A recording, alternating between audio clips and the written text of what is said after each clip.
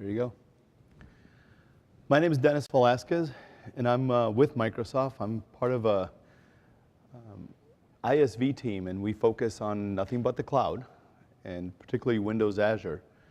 And it's our job to make sure that partners and companies bring their applications onto the cloud. So I'm going to talk a little bit about understanding and using the cloud, very briefly. So these are 4 types of primary clouds that you have available today. And if you look at Gartner and National Institute of Standards and Technology, there's a lot of other blank as a service, if you may. But the primary 4 that most people are interested in or work with already today or have offerings are these 4. Private or on-premise is your own data center, your own cloud, if you may, where you put your own infrastructure and virtualize everything yourself. And you're responsible for everything. You manage it and you do everything. Your businesses look at the top 2 layers as the value that they bring to the company. I'm going to talk about infrastructure as a service. We mentioned a little bit at the beginning here.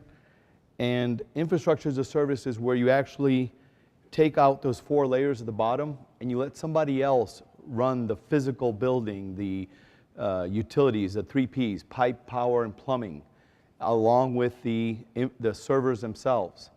And there are partners out, or there are companies out there that are focused on this, people like Amazon, Rackspace, GoDaddy.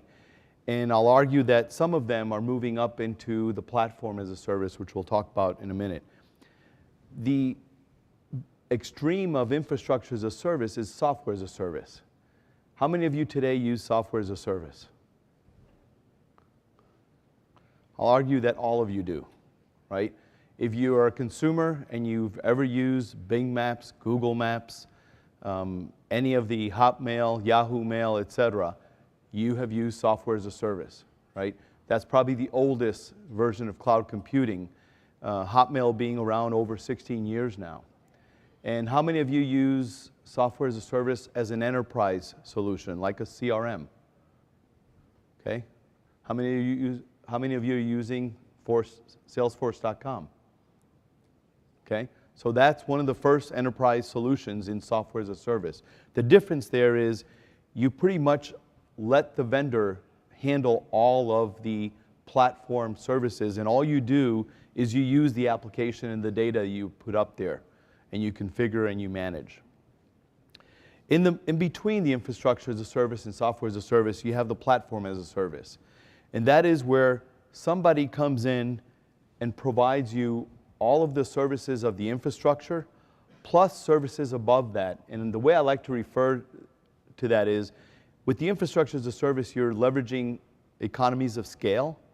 And when you're looking at platform as a service, you leverage economies of scale plus economies of skill, because all of the layers up above that are provisioned for you, if you may, managed for you, secured for you.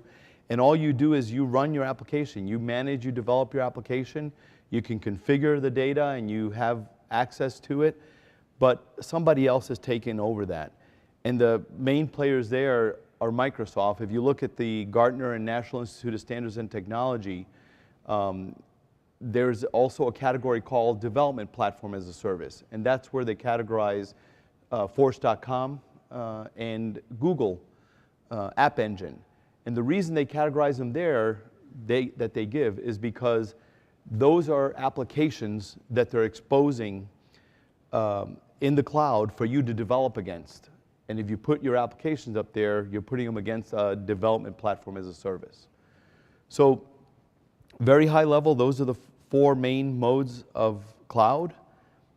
And then this here is where I want to explain, a lot of people, how many of you have heard public cloud, private cloud, dedicated cloud? How many of you today run in a public cloud? Okay, how many of you run in a private cloud? How many of you are running any software in a dedicated cloud? Okay, a couple of you. Okay, so public cloud is what you will find the most out of, right? That's where all of the environments are shared by anybody, including people outside of your your company and or your industry. The private cloud is, again, your own data center, if you may, and or a co-located where the software, the hardware and the pipe and everything in between you and your data center are only yours. In the public cloud, there's been a few vendors that have actually said, okay, for example, for the government, I will segment a portion of my data center and these services just for you. That then becomes a dedicated cloud. However, much of the physical infrastructure and the physical pipe, plumbing, and power are shared with multiple tenants. The key here that comes to mind, everybody asks every time I'm talking to audiences and customers and partners, is integration. The biggest challenges are integration. Most partners, including people like Amazon, who have provided a lot more services than just infrastructure as a service, and then the Windows Azure platform, which is the Microsoft platform as a service, provide services for you right out of the box to do the integration that you need.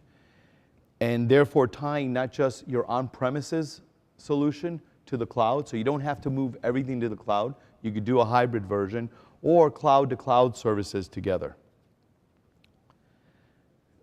In Microsoft's Windows Azure as platform as a service, the main message here is that you could use whichever general purpose programming language you want or development environment. Use Eclipse, use Visual Studio if that's what you're used to. How many people here use Eclipse or other Java-based? How many people here use Visual Studio?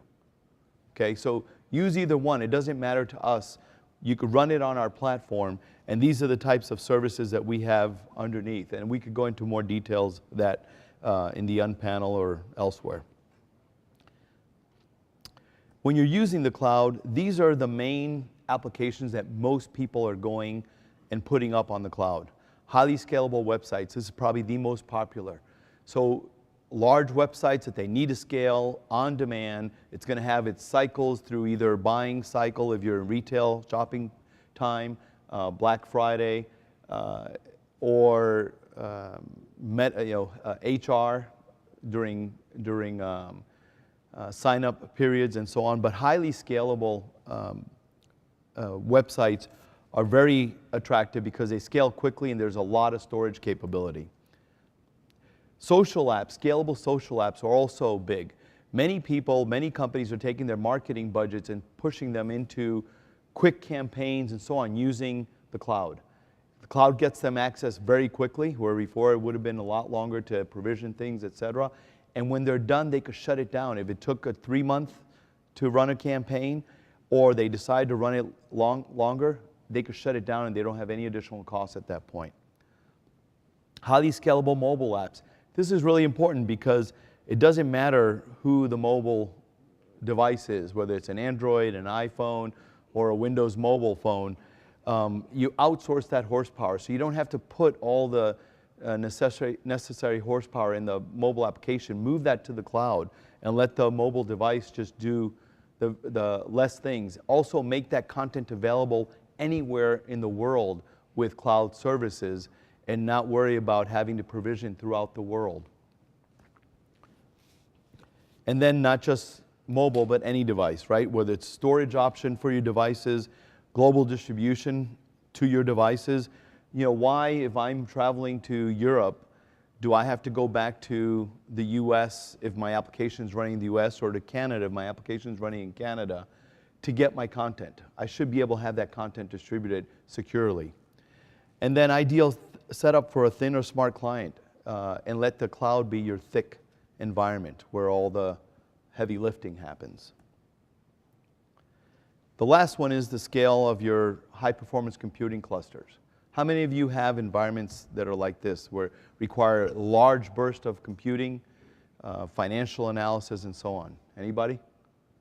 A few of you. Okay, so these are large bursts that happen during either tax season, and you need a lot of computing, short periods of time, or you run your major batch applications for a certain amount of time during the weekend, and then you shut it down, and it may be shut down for months at a time.